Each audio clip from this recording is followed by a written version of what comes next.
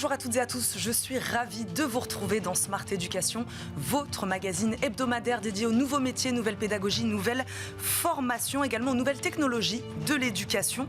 Ce sera le cas aujourd'hui puisque nous ferons un focus sur deux solutions. D'abord celle de la fondatrice de Diffie Alpha, Amina Khelil, qu'on surnomme la boss des maths. Elle nous donne sa méthode pour se réconcilier avec les mathématiques dans son ouvrage. Tout le monde peut être bon en maths, on en parle dans une minute, mais également une plateforme qui facilite le recrutement des intervenants dans l'enseignement supérieur. D'un côté, les universités peinent à trouver les bons profils et de l'autre, la plupart des intervenants ne savent même pas que les écoles les cherchent. Il s'agit alors de les faire communiquer. Ça, ce sera dans un second temps. Smart Éducation, on commence donc avec les mathématiques. C'est parti. Nous sommes d'abord avec l'auteur d'un ouvrage qui va casser vos idées reçues sur les mathématiques. Beaucoup ont déjà prononcé cette phrase, les maths, ce n'est pas pour moi. Elle vient nous dire aujourd'hui que tout le monde peut au contraire s'en sortir et même bien s'en sortir. Amina Khelil, fondatrice également de Diffie Alpha, est avec nous. Bonjour Amina. Bonjour. Merci beaucoup de nous accompagner. Donc je le disais, tout le monde peut être bon en maths. C'est votre ouvrage. Ma question est simple, quelle est votre histoire avec les mathématiques, Amina ? Alors moi, c'est assez simple. Moi, je suis à la base ingénieure de formation, je suis diplômée des arts et métiers, j'ai aussi fait de la physique fondamentale. Et à l'issue de ma formation, je n'aimais pas forcément les métiers qu'on me proposait. Et j'ai commencé donc du coup à enseigner les maths et la physique-chimie aux collégiens et aux lycéens. J'ai adoré, j'ai vraiment adoré. Seulement, je me suis rendu compte que beaucoup d'élèves avaient peur des mathématiques. Beaucoup d'élèves, en fait, s'interdisaient de croire et de viser à certains métiers parce que justement, ils n'avaient pas le niveau, soi-disant, en mathématiques. Comment vous l'expliquez, cette peur ? C'est fort, ce mot. Mais écoutez, en fait, si vous voulez, je pense que déjà dans la société, il y a cette idée de dire les maths, c'est dur. C'est-à-dire que partout, on dit les maths, c'est dur, les maths, c'est dur, les maths, c'est dur. Donc, c'est-à-dire qu'à un moment donné, quand les élèves commencent leur apprentissage avec les mathématiques, eh bien, ils partent avec cette idée que les maths, c'est dur. Donc, forcément, si on se conditionne en se disant que c'est dur, forcément, ça va être dur. Et donc, la première étape, c'est vraiment de montrer que c'est réellement accessible. Et donc, ça a été donc tout l'objet, en fait, de mon travail. L'idée, ça a été, en fait, voilà, dans l'enseignement, dans la manière d'enseigner, dans la pédagogie, c'est un art. On va parler de votre méthode, évidemment. Vous dites, vous aussi, que les mathématiques sont un formidable outil de réussite et d'épanouissement personnel. Pourquoi ? C'est fondamental parce que, encore une fois, il y a beaucoup d'élèves qui s'interdisent un certain nombre de métiers parce qu'ils n'ont pas le niveau en mathématiques. Pour moi, la réussite scolaire, vous savez, c'est pas avoir un métier où on gagne beaucoup d'argent. Ce serait bon. Pour moi, la réussite scolaire, c'est réellement quand un élève, il est en position de choisir sa voie. Et comment on est en position de choisir sa voie ? Quand on a finalement devant nous toutes les options possibles. À partir du moment où on s'interdit beaucoup de filières, beaucoup de voies parce qu'on n'a pas le niveau en mathématiques, forcément, parfois, on se rend même compte chez des adultes que ça a été une blessure. Donc, l'idée, c'est de ne pas reproduire les mêmes schémas et de proposer à tous les élèves cette capacité, cette possibilité de choisir leur voie. Et donc, oui, forcément, c'est une voie, en tout cas, d'épanouissement personnel, professionnel, enfin tout ce qu'on veut, quoi. Alors Amina, expliquez-nous en quoi consiste votre méthode. Donc déjà dans un premier temps, pour apprendre à faire aimer donc les maths, déjà à se les approprier, et puis ensuite à bien s'en sortir. Vous savez, il n'y a pas de secret. Je pense qu'on aime une discipline quand on se rend compte qu'on est capable de la comprendre. Souvent, voilà, c'est-à-dire que certaines personnes vont aimer quelque chose parce qu'ils savent qu'ils sont capables de le faire. La première étape, c'est d'être capable de montrer aux élèves, alors ok, ils feront peut-être pas des trucs extraordinaires en mathématiques, mais de leur montrer que finalement c'est jouable. Et c'est vraiment ça l'objet, on va dire même de Diffie Alpha. C'est en fait apporter des outils, c'est-à-dire que cette méthode, c'est pas uniquement en fait de la théorie basée sur des grands principes pédagogiques. C'est-à-dire que nous aujourd'hui, on apporte des outils réellement pour permettre à tous les élèves qui le souhaitent. Et on est obligé de préciser qui le souhaite parce qu'à un moment donné, si un élève ne veut pas, on peut pas faire grand-chose. Mais au moins qui le souhaite d'améliorer son niveau en mathématiques. Et donc pour ça, voilà, on a donc nos outils, donc les livres, la plateforme pédagogique.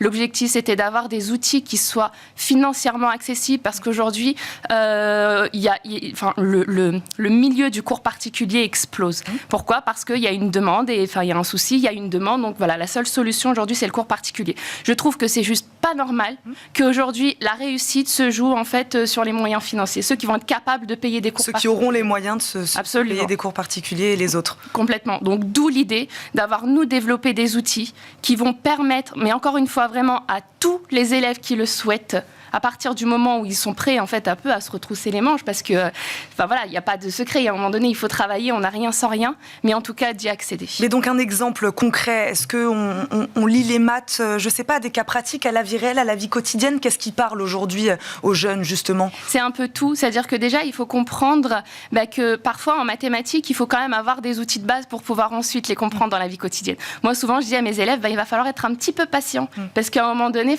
il faut, c'est comme ça. Il y a quelques formules, quelques bases qu'il faut avoir. C'est un peu comme quand on veut cuisiner, c'est-à-dire qu'on va pas aller se lancer dans un fraisier si on sait pas faire une crème pâtissière. Donc, à un moment donné, il y a des strates à passer pour être capable ensuite de faire un truc un peu sympa.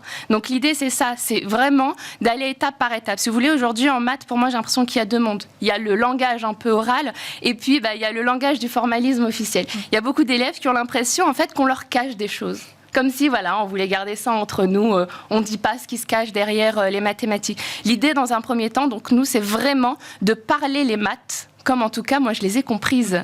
Mais vraiment, mais de manière complètement décontractée. C'est-à-dire que vous savez, pour un prof de maths, parfois, c'est délicat de se dire, c'est pas grave, je vais utiliser un langage devant tout le monde, tant pis si ça fait pas matheux. Moi, en fait, ça, je suis plutôt sereine avec mon image. Donc, du coup, si je fais pas matheux, c'est pas si grave que ça à partir du moment où mes élèves comprennent. Et l'idée, c'est vraiment, de les accompagner. C'est-à-dire qu'il y a plusieurs points, si vous voulez, dans la manière aujourd'hui où on enseigne les maths, où c'est problématique. Et moi, toute la méthode, elle était vraiment construite sur sur le terrain. C'est-à-dire que j'ai suivi des milliers d'élèves. On a une petite école où on continue de suivre nos élèves pour pouvoir justement améliorer systématiquement nos outils. Pour que ces outils... faire évoluer cette méthode sans cesse. Et elle va évoluer avec les élèves. C'est-à-dire qu'aujourd'hui, il faut se rendre compte que l'apprentissage, la manière dont les élèves apprennent aujourd'hui, c'est pas la même chose que hier et ce sera pas la même chose demain. Donc on est constamment obligé finalement d'être connecté au terrain pour écouter en tout cas la voix des élèves et savoir ce qu'ils ont besoin. Merci beaucoup Amina Khalil d'avoir répondu à nos questions. Je rappelle, vous êtes l'auteur de cet ouvrage « Tout le monde peut être bon en maths » aux éditions Marabout. Vous êtes également la fondatrice de Défi Alpha. Je l'ai mal prononcé tout à l'heure, je m'excuse. Merci beaucoup Amina d'avoir été avec nous. Tout de suite, une deuxième solution dans Smart Education. Théo Duhem, CEO de Ténor, c'est avec nous. Bonjour Théo. Bonjour. Merci beaucoup de nous accompagner. Une plateforme, je le disais, qui veut simplifier le recrutement d'intervenants dans l'enseignement supérieur. On va faire le constat avec vous Théo. Qu'est-ce qu'il y a de si compliqué dans leur recrutement? Pourquoi cette population et ces institutions n'arrivent pas à se trouver? D'une part, les intervenants, ça peut être une population assez large. Ce sont des personnes qui sont souvent cadres et qui vont avoir cette envie qui est très souvent qui va être donné au cours d'une discussion. Mais en revanche, à côté, trouver le bon réseau pour savoir quand est-ce qu'on va recruter un intervenant, sur quel domaine d'expertise et à quel moment, c'est déjà beaucoup plus complexe parce que les établissements de l'enseignement supérieur, eux, en face, vont pas avoir de réseau spécifique pour parler des interventions. Aujourd'hui, en France et même dans le monde, on va avoir plein de plateformes pour du recrutement, CDI, CDD. Il y en a des très bonnes et notamment LinkedIn qui va être un des réseaux sociaux le plus utilisé là-dessus. Mais le LinkedIn n'est pas du tout adapté sur ce côté intervention. On ne peut pas parler de ce qu'on a fait en intervention, des domaines d'expertise, de notre disponibilité sur des petits moments de la journée, de la semaine. Oui, parce que là, il s'agit d'interventions ponctuelles, hein, c'est ça? Ouais, une intervention, ça peut être 1h30 sur un jour de la semaine, comme ça peut être une vingtaine d'heures, comme ça peut être une centaine d'heures sur un trimestre. Et donc, en fait, cette particularité horaire n'est pas adaptée aux plateformes. Donc, ça fait que les intervenants ne savent pas où chercher, ne savent pas quoi donner. Et les établissements doivent déformer des plateformes déjà existantes pour parler de leurs besoins. Donc il y a un mismatch qui a été créé et de là on a pensé que Ténor pouvait avoir une utilité à la fois pour les intervenants et à la fois pour les établissements. On va voir comment ça marche. Là vous parliez de domaine d'expertise. Quels sont les besoins aujourd'hui des écoles justement actuellement sur ces profils? Les besoins ils sont extrêmement nombreux. Nous aujourd'hui on a 25 domaines d'expertise qui vont aller de l'immobilier, de la ressource humaine, même des domaines beaucoup plus techniques comme l'informatique qui est très demandé en ce moment. Donc ça va vraiment, ça peut aller aussi sur les langues, donc les fondamentaux.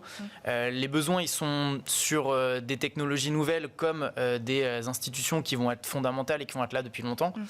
Et on va dire que les besoins vont aller du petit besoin très ponctuel aux besoins beaucoup plus longs avec des centaines, voire des milliers d'heures pour certains modules qui ne vont pas être trouvés à la fin de l'année. Et quel est le profil de ces intervenants alors? Les intervenants, on va avoir trois typologies de profils différentes. Il va y avoir les personnes qui sont formateurs indépendantes. Donc, c'est leur métier. Eux, aujourd'hui, ils voient Tenors comme une possibilité de trouver plus de missions. Donc, ils ont l'habitude de faire ça. Ils ont des cours qui sont prêts. Ils savent comment ça marche. De l'autre côté, il va y avoir des personnes qui ont déjà fait l'expérience d'être intervenant. Donc, je sais un peu comment ça marche. J'ai apprécié l'expérience. Je veux revenir. Et le troisième type de profil, qui va être notre grosse valeur ajoutée, c'est les personnes qui ont eu l'idée, qui ont eu envie, qui en ont discuté avec des amis. On leur a dit, tiens, je pense que tu serais un bon intervenant, mais qui ne savaient pas où le dire et où se mettre. Et aujourd'hui, avec Tenors, on leur propose de mettre leur profil visible auprès de ces écoles et donc d'être sollicités, d'être trouvables par les établissements. Alors, comment fonctionne cette plateforme? Comment fonctionne Tenors? Qu'est-ce qu'on fait quand on est intervenant? Qu'est-ce qu'on fait quand on est une école? Donc, quand on est intervenant, on s'inscrit pour donner des indications qui ne sont pas demandées dans les sites classiques, comme j'ai pu le dire avant. Donc, ça va être des domaines d'expertise, ça va être la localisation géographique, sa mobilité, sa disponibilité aussi temporelle. Combien d'heures par semaine je vais pouvoir octroyer au cours, et également quelques mots sur mon parcours professionnel, sur ce que j'ai déjà pu faire en tant qu'intervenant. Ça peut être aussi des formations en entreprise, donc si j'ai déjà eu cette expérience, je vais le donner, et pas mal de petites informations sur le diplôme, le parcours, etc. De l'autre côté, une fois que l'intervenant a rempli toutes ces infos, il va être visible sur la plateforme et il aura deux possibilités. Soit il est contacté directement par les écoles, par mail, par téléphone ou sur son profil LinkedIn. Soit il va recevoir des mails d'alerte comme quoi il y a une recherche sur un domaine d'expertise et une localisation qui le correspond. Là, sur le mail, il y a toutes les infos. Il arrivera sur Tenors et il pourra candidater, comme un site de recrutement assez classique. Et donc, de l'autre côté, les écoles vont avoir aussi ces deux possibilités-là. Soit ils parcourent une base de données enrichie d'intervenants, soit ils créent des offres d'intervention et les personnes vont pouvoir postuler à ces offres, ils recevront une alerte et eux, ils pourront faire leur recrutement sur la même plateforme et donner avoir tous les échanges directement au même endroit. Vous faites la mise en relation, mais après... Exactement. Moi, en aucun cas... Pas de la suite. Je m'occupe pas du recrutement, je prends pas de commission entre les deux, ce qui est plutôt pratique pour les écoles, ils s'arrangent en direct. Et surtout, en aucun cas, je ne valide le recrutement. Si le recrutement se passe bien, j'en suis ravi. Si le recrutement se passe mal pour X ou Y raison, ça reste l'école qui va décider de ça. Donc moi, je suis incapable aujourd'hui de recruter quelqu'un en chimie organique et pourtant, j'ai une école dans l'écologie et dans toute cette partie-là de chimie. Donc moi, je leur donne des profils, mais en aucun cas, je les recrute. Combien d'écoles travaillent actuellement avec vous? Donc on a 300 écoles partout en France qui vont nous solliciter quasi quotidiennement pour leur recrutement d'intervenants. Et votre objectif pour la suite? Notre objectif, ça va être de pouvoir continuer d'avoir du coup de plus en plus d'écoles sur un scope de plus en plus large pour pouvoir donner la possibilité à tous nos intervenants inscrits sur la plateforme d'intervenir. On n'a pas d'objectif chiffré très exact. Il y a aujourd'hui plus de 3000 écoles dans l'enseignement supérieur en France qui sont atteignables pour Tenors parce qu'il y a beaucoup plus d'établissements de formation, mais sur lesquels nous, on ne va pas... Vous avez estimé que ces établissements avaient des besoins? Ouais, sur 3000 établissements qui ont des besoins, qui peuvent être sur qui on pourra avoir une valeur ajoutée. Donc ça va être notre objectif aujourd'hui. Et puis après, pourquoi pas partir sur des établissements francophones, sur nos voisins belges et suisses, et sur l'Europe qui va avoir des tendances et des similarités sur le recrutement d'intervenants. Vraiment, partout en Europe, c'est les mêmes. Au-dessus du bac plus 3, donc dès qu'on arrive sur cette année de bachelor et licence 3, on va avoir des recrutements d'intervenants qui vont être de plus en plus fréquents et de plus en plus importants pour faire en sorte que l'étudiant puisse avoir une transition simple entre le monde de l'école et le monde professionnel. Merci beaucoup Théo Duhem d'être venu nous présenter votre plateforme. Je rappelle que vous êtes le CEO de Tenors. Merci beaucoup d'être venu nous voir dans Smart Education. Merci à vous de nous avoir suivis. On se retrouve évidemment très vite pour un nouveau numéro de Smart Education. À très vite sur Bismart. Ciao.